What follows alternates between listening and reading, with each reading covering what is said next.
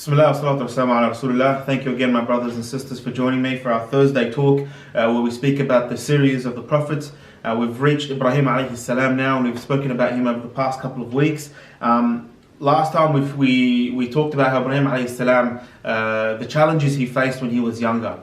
And Allah subhanahu wa ta'ala has given him the hikmah and the ability to see the right from wrong when he was young, and the ability to stand up to his people and to question why they were worshipping these idols and what's the point, and if that's really who they should be worshipping. And we've seen how his people have given him a very difficult time in answering those questions, and we see this repeated throughout a lot of our prophets and a lot of the people who worship idols, where the common answer is they find their fathers worshipping these idols, so they continue to do so. Now, Ibrahim alayhi salam would ask his father to stop worshipping these idols, but it was his main or his only source of income, so it would be very, very inconvenient for him. So Ibrahim alayhi salam went through tests to see if these idols are real, where he would drown them, and they aren't able to save themselves, until he got to a point where he wanted to make a point to his people.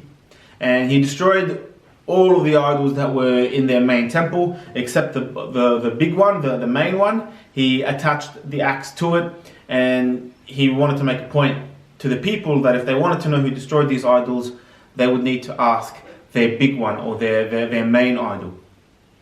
So the people kind of understood the point that Ibrahim alayhi salam was making, and the leaders, when they gathered together to decide what they want to do with him, understood his point, that this idol was never going to be able to speak to them.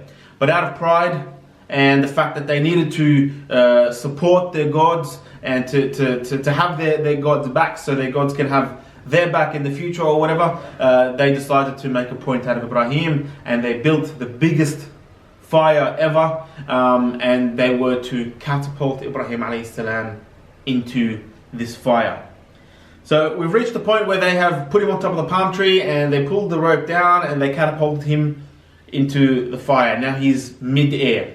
So what happens? Who does Allah subhanahu wa ta'ala send to his rescue? Who comes to Ibrahim alayhi salam and rescues him? And that was Jibreel alayhi salam. Jibreel alayhi salam, he comes to Ibrahim and he says, "Hey Ibrahim, do you need any help?" And this is where, my brothers and sisters, we want to focus on the level of commitment that Ibrahim alayhi salam had towards Allah subhanahu wa ta'ala.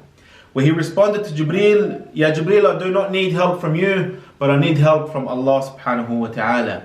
So this was the heart of Ibrahim alayhi salam. He was very, very attached to Allah subhanahu wa ta'ala. And in a moment where a normal person would usually find him or herself asking for help from absolutely anyone that can give it, Ibrahim alayhi salam was steadfast, and he had his tawakkul on Allah subhanahu wa ta'ala, and he asked for that help only from Allah subhanahu wa ta'ala.